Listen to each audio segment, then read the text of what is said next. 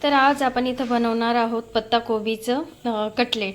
त्यासाठी मी इथं पत्ताकोबी बारीक चिरून घेतली आणि छानपैकी धुवून घेतली आहे आणि त्यात टाकण्यासाठी मी इकडे कांदा चिरलाय छान बारीकपैकी, कोथिंबीर आणि लसूण।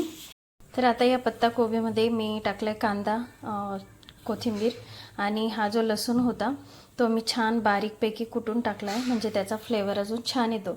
आणि हो, हे आज जे पत्ताकोबीचे कटलेट बनवते किंवा तुम्ही पत्ताकोबीचे मुटकुळे पण म्हणू शकतात, आपण जसे कोथिंबीरीचे बनवतो ते मी आपल्या देसी स्टाईलने बनवते।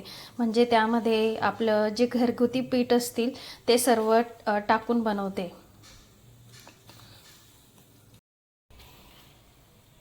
तर आता या पत्ताकोबीच्या कटलेटमध्ये टाकण्यासाठी मी घेतले इथं कळण्याचं पीठ।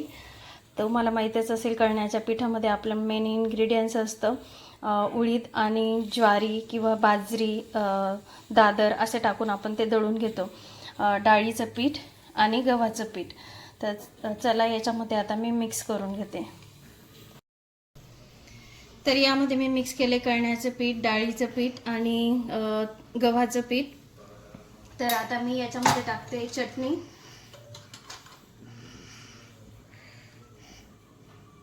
आता मी याच्यात टाकून घेतली चटणी।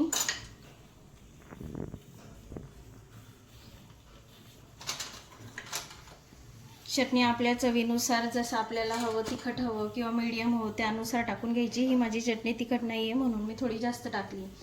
आणि त्यावर टाकून घ्यायची थोडी हळद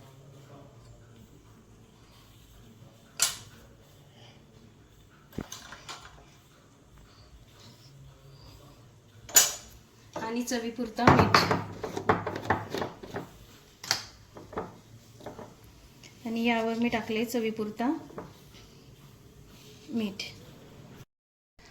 तर आता मी इथं मिक्स करून घेतलेले, डाळी टाकून छान पीठ मिक्स करून घेतले आणि त्याच्यात पाणी टाकण्याची गरज नसते। जी आपण कोबी छान धुवून घेतलेली असते त्यामध्येच मिक्स करून घ्यायचं, तर त्याचं पाणी आपोआप सुटतं ते मिक्स केल्यानंतर। तर पाणी वगैरे टाकण्याची गरज नाही मिक्स करण्यासाठी। तर मी एकजीव केले की आपोआप त्या कोबीला पाणी सुटतं। बाजूला करणं बाबू इकडचं।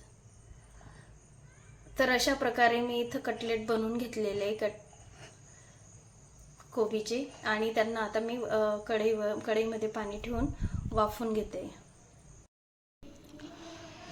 तर इथं मस्त असे वाफवून घेतलेले आहेत कटलेट।